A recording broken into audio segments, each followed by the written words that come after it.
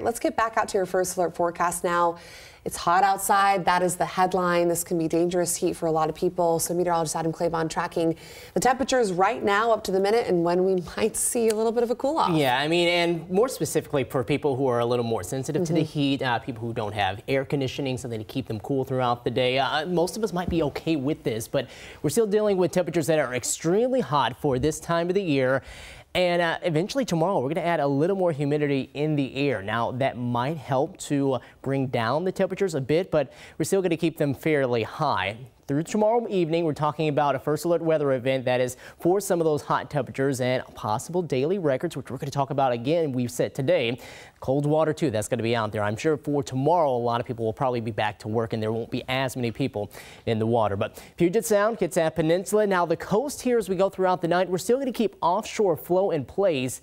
Early tomorrow morning and throughout the course of Monday, we're going to start to see that shift. So you'll actually notice a bit of a cool down tomorrow as opposed to the rest of us in southwest interior, the Kitsap Peninsula and Puget Sound. But let's take a look at today's numbers. As you can see, that 89 in Seattle. We'll talk about how that's a record. 90 in Olympia. That's also a record for today. And 91 out in Hoquiam. That's the earliest we have ever seen the 90s. And the first time I think we've seen 90 here in the month of May. So checking it out right here, you can see those numbers. They're right in front of you. Records for today out at SeaTac Airport, Hoquiam, Olympia, and Quileute, too. We just continue to shatter those records. 92 for a high, the old record at 83 back in the year of 2014. And the water temperatures, well, they have started to come up a little bit because of the heat, but they're still pretty cold. We're talking low 50s in Puget Sound, up to 61 now in Lake Washington, Lake Sammamish at 66 degrees, and those rivers, streams, and creeks still around the low to mid 40s. Current temperatures right now down to 87 in Bremerton. We're at 91 in Puyallup, 87 in Renton, so maybe not quite at those daytime highs, but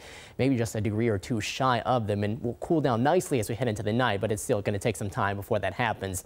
Advisory still out for the heat until 8 p.m. tomorrow. We're talking about the possibility of maybe a few more 90s tomorrow, but less of a likelihood of that happening because high pressure is going to move farther north and east. We'll have low pressure right here. That's going to start to scoot farther north and west, and that's going to bring in some of that cloud coverage and also some of that shower activity here overhead here in western Washington.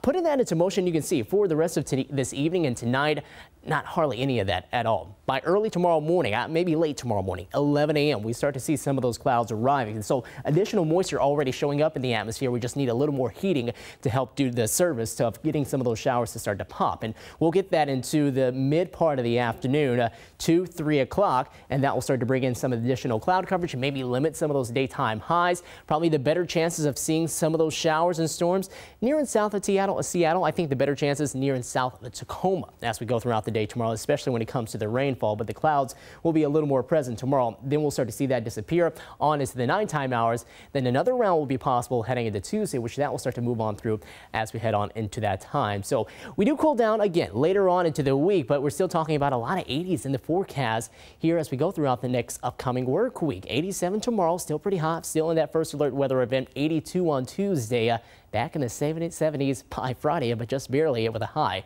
of 79.